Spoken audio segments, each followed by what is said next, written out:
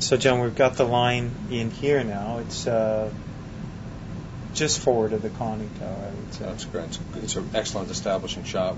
We have you getting to the wreck site for the first time in 84 years and getting a line down and getting it secure, and that's good. It's unfortunate there's so much particulate matter in the water, but and the one nice thing is that the nets that are there are down low. They're not hanging up in big sheets, are they, Warren? No, they're all bundled up kind of on the decking.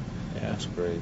Now, that of the ship we've seen, that's the case. Maybe as we explore out from there, we will find walls of net that's still standing, but generally it's down.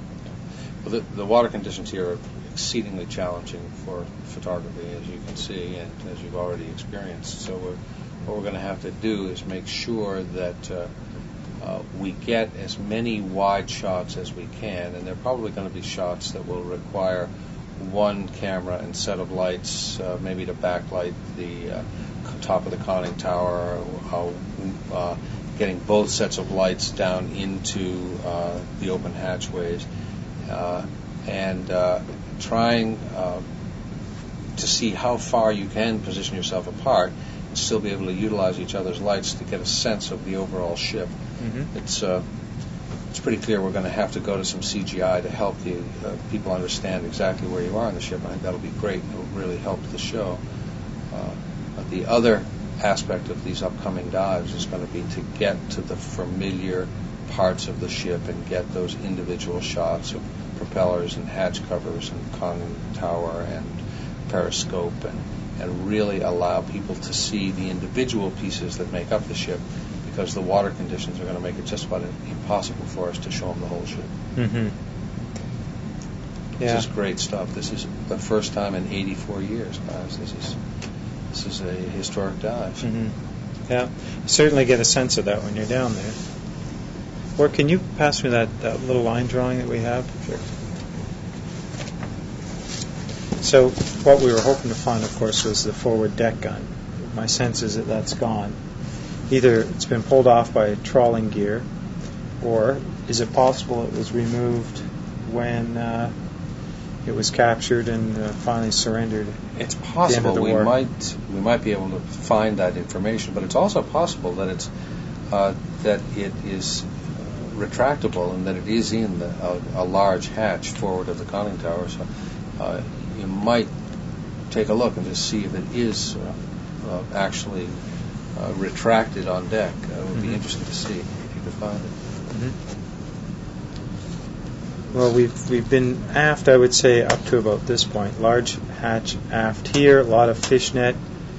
You'll see a lot of codfish in the shot. That was right back here in this hatch. Mm-hmm. Do you think the propellers will stand proud from the bottom from your view? It's really hard to say. We didn't get down over the hull a lot, so it's hard to say what the actual mud line's going to be. The only way to know is to get down there tomorrow and go right to the stern, look for them. If there is some hull and you can get down and get an anchor shot and a shot that peers into those deadly torpedo tubes, I think that would be a great cutaway to some historical. Okay, well, we'll shoot for that. My sense is that perhaps the diving planes will be above the ocean floor. What do you think, Ward? We're going to be able to see these diving planes? They're just a touch above the propellers. On the bow, for sure. And because they're a little higher on the bow. They're than quite the a bit stern. higher, actually, aren't they? Yeah. So it's hard to say on the stern. Let's hope that we can see the forward torpedo tubes. But definitely a submarine. My sense is it's First World War. We need those defining images to prove that. Certainly in the right spot. Look, Mike, if we can get down on both sides of the hull of this ship and see that it's basically undamaged, I'll tell you, this U-boat, the last act as a U-boat commander of the war that Otto Hersing made was to scuttle this ship as it was being towed back to Great Britain at the end of the war.